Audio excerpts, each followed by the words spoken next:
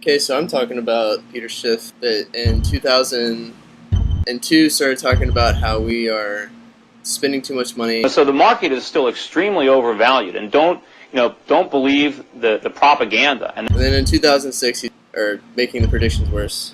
Basically said by 2008, we would be in a lot of trouble, and sure enough, we are. Although there are more and more people saying that the U.S. economy will be in a recession next year, it is still a minority position. Why do you think that a recession is coming, and just how bad is it going to be? I think it's going to be pretty bad, and whether it starts in 07 or 08, I think is immaterial, and I also think it's going to last not just for quarters, but for years.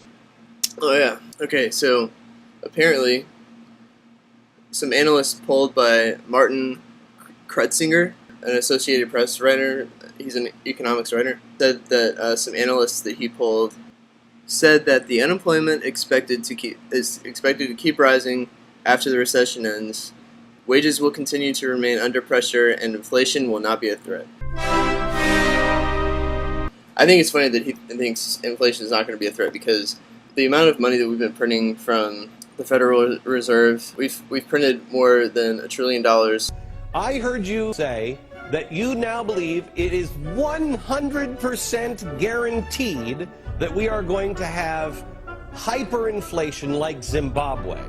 Yes, that's correct. We have hyperinflation. It's not going to matter how much money we have, because we're not going to be able to buy anything with it. You can't print phantom money out of thin air based on nothing and producing practically nothing without causing the dollar to devalue dramatically. So my question to you is, will you tell the American people to whom you lent $2.2 trillion of their dollars? Will you tell us who got that money and what the terms are of those agreements? No. Well, Congressman Paul, at some point, as you know, we're going to have to start raising interest rates to avoid inflation. So unemployment's on the rise, and the housing market's picked back up. To me, that means two different things. One is that if people are buying houses and the unemployment is going up, how are they doing that? Well, that's what we were doing before, is buying 100% mortgages where there's no down payment, because the TAR program was done to unfreeze credit. So if unemployment keeps rising and the housing market keeps picking up, basically says to me that the people that borrowed the money still aren't going to be able to pay it back, and next year we're going to be back in the same place we were at the end of 2008, and we're going to just have to print more money, and we're going to have to increase the deficit once again. So that ought to be awesome.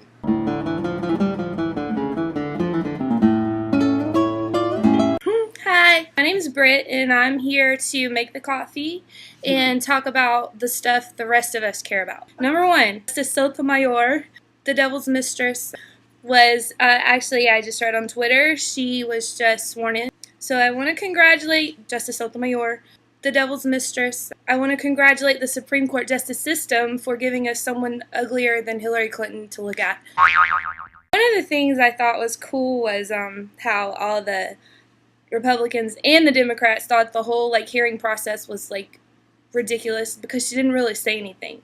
Do you remember anything she said? Me either. It's time for the Sarah Palin update. So what has she been up to lately? Well, besides resigning her seat as governor of the great state of Alaska, she has been fighting off all the rumors that she and her husband are getting a divorce. She told a reporter in a really short interview that they were not true. So she's also writing a book. It's going to be about conveying a pioneering spirit on how to quit your job, and also inspiring people to do battle in their own lives. And she took her kids to New York City. So basically what I'm telling you is that she's not doing anything. Please do something. And that was your Sarah Palin update. This is the big one. The town hall meetings. Some Democratic senators and other people, representatives, they've been hosting some town hall meetings in what everyone on TV has been calling the rural areas, like where I'm from. A lot of these meetings have been disrupted, angry outbursts, violence. Not a lot, a few. But the rest of the meetings apparently have gone smoothly, and people have been voicing their opinion. But last I checked, that wasn't a crime. unless the Congress passed another bill no one read. Someone asked our great Speaker of the House, Nancy Pelosi, if she thought that this opposition to President Obama's healthcare reform, if it has like a grassroots following, if it's a grassroots opposition, or is it just fake? Are we for real, those of us, me, who don't agree with it? Or is it just like someone who's hired to go and cause fuss and a stink, like someone Glenn Beck hired or whatever? Okay, so this is what she said. There's a legitimate grassroots opposition that's going on, or is this an astroturf type of thing? I think they're astroturf. You be the judge of carrying swastikas and symbols like that to a town meeting on health care. Really? I'm a Nazi? It's crazy.